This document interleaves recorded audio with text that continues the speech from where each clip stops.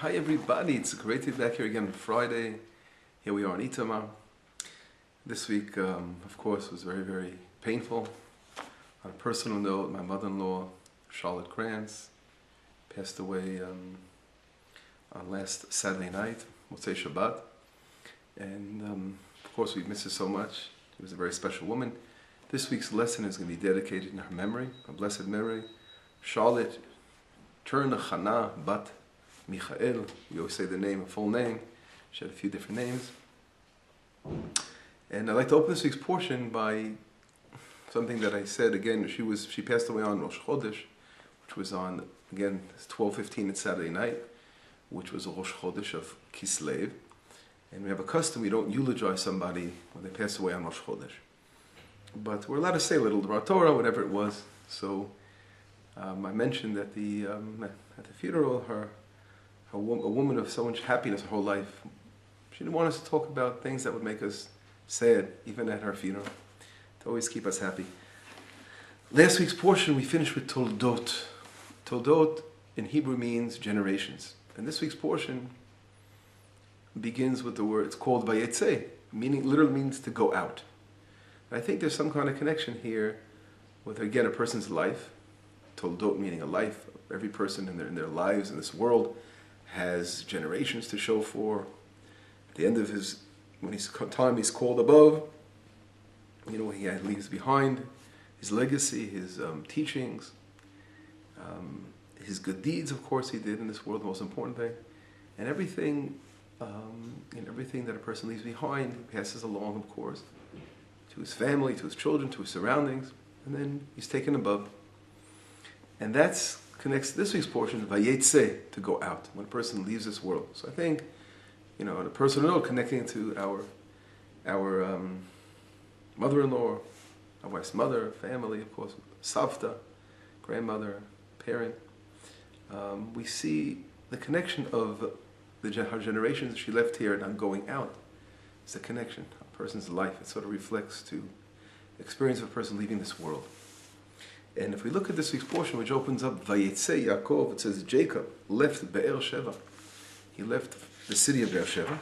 Vayelech Haran, and he came to the place of Haran. Rashi says on the spot, which I think also connects to this concept we just spoke about. Rashi says, Lo yatzarich lechtov el Vayelech Yaakov Harana. It should have just said, and Jacob went to Haran. Right? Why? V'lama hizkir yitziato. Why do I have to mention him leaving the city of Be'er Sheva? He said, and Jacob went to Haran. Why do I have to say he left Be'er Sheva? El magid sheyitziat tzaddik. So Rashi says, this teaches us that when a tzaddik leaves min hamakom oseh roshem. When a tzaddik, yitziat tzaddik, when a tzaddik leaves a place, it leaves a roshem. A roshem means it leaves some kind of residue. You have to understand what this residue, an impression, it leaves an impression.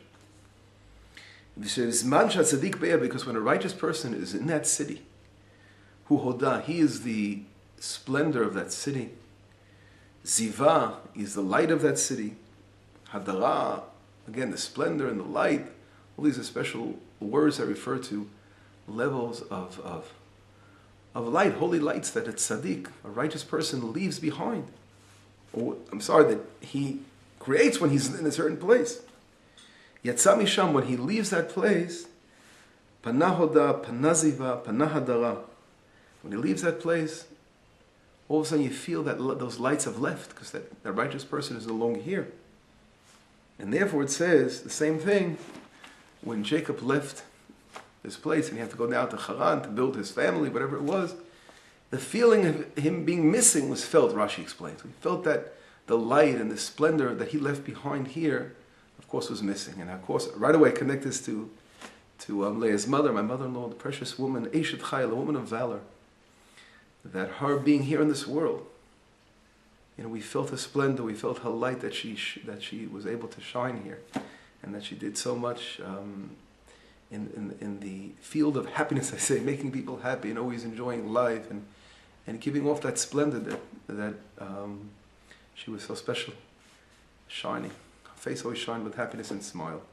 And that now we feel missing. We feel that's lacking, that she's not here. But of course, we look at last week, the connection, the generations and the person leaving.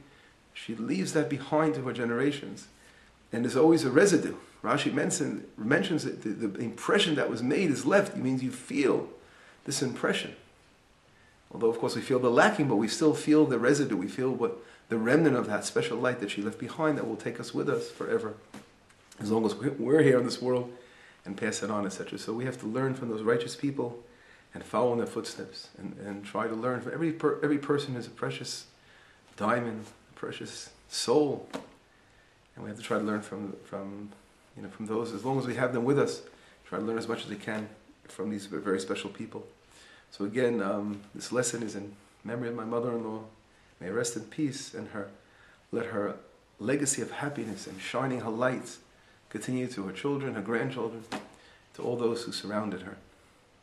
May she rest in peace.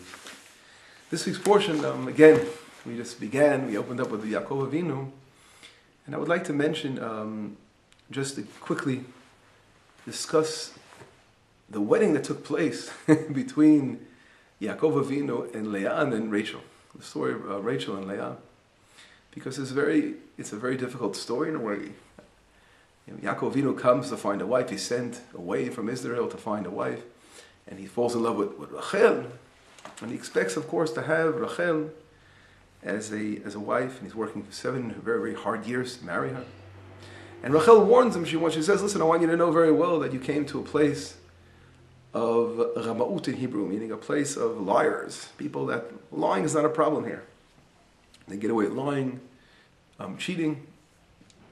And Yaakov Avinu was discussing with Rachel about the wedding, worried about, Rachel saying something can happen, I want you to be aware of it. And then the Midrash, of course everything I'm saying is from the Midrash, and the Midrash says that Yaakov Avinu gave her signs. What were the signs he gave her? These signs in Hebrew is called china. The Yemenites have a custom of making a china. It's called before the wedding, and it really symbolizes 3 things in Judaism, 3 important Jewish halakha, Jewish laws that apply to a woman. And one is challah. When you're making bread, you separate a certain portion of the bread out before you can partake of the bread. It's called challah. The second one is nida.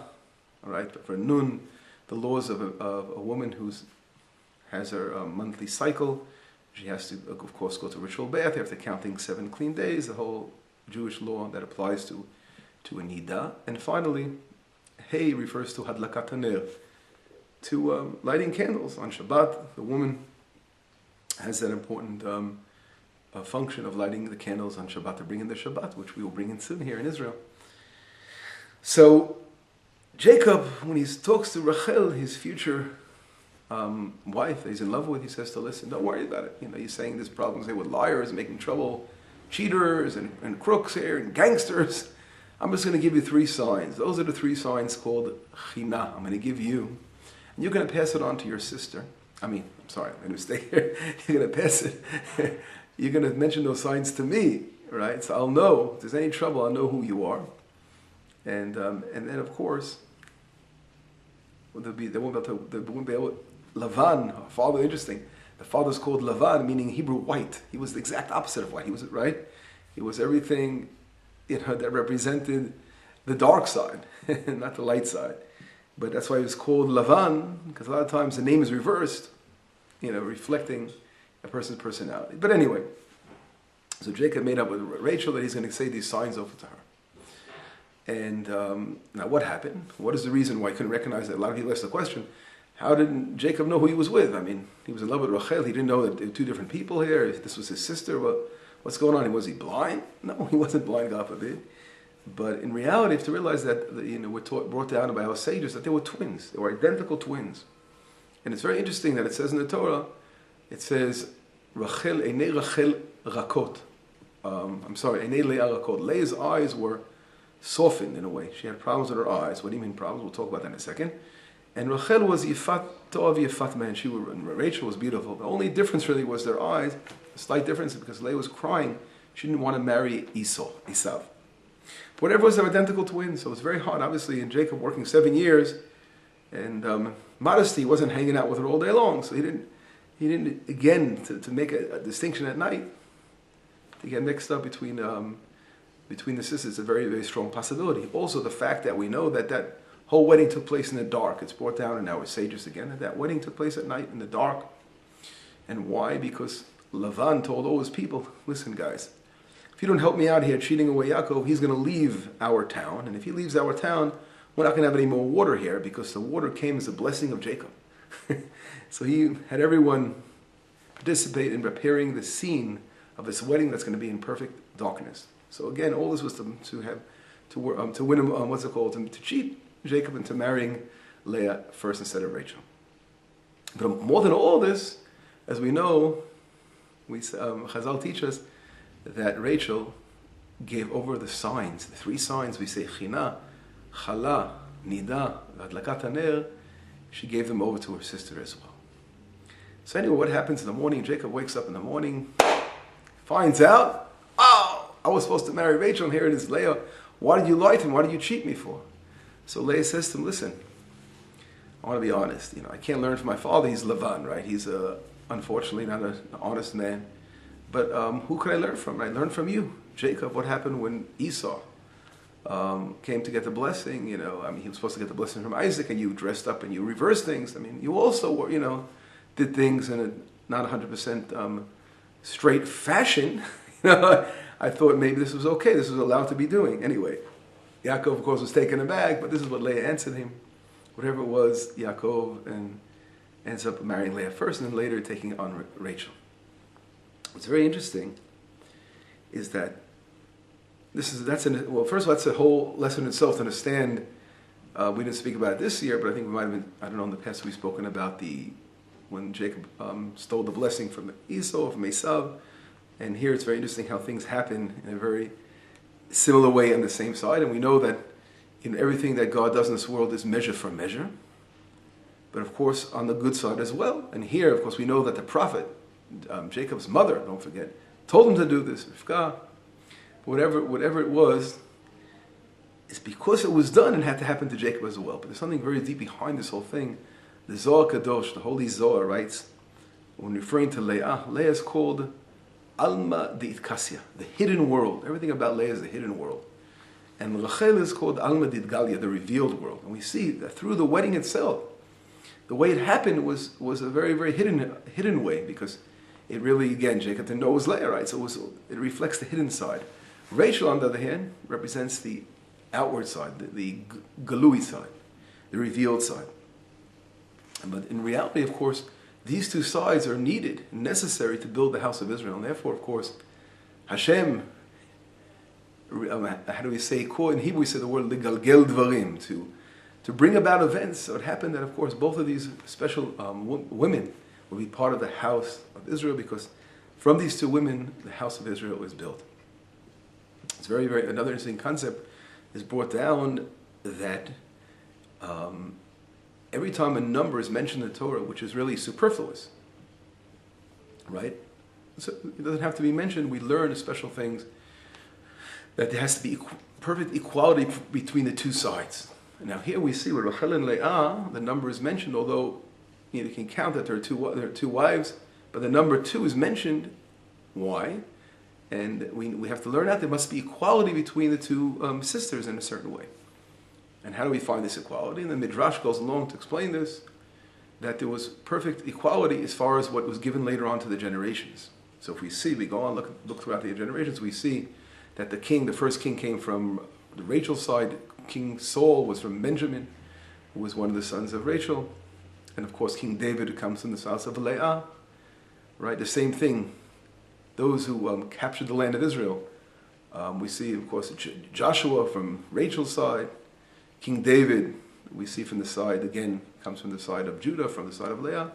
If you go throughout the Torah, these different areas, we see that there is equality in different aspects relating to Rachel's generations, her seed, and the same thing as Leah's seed together. Together, really, they built the entire house of Israel.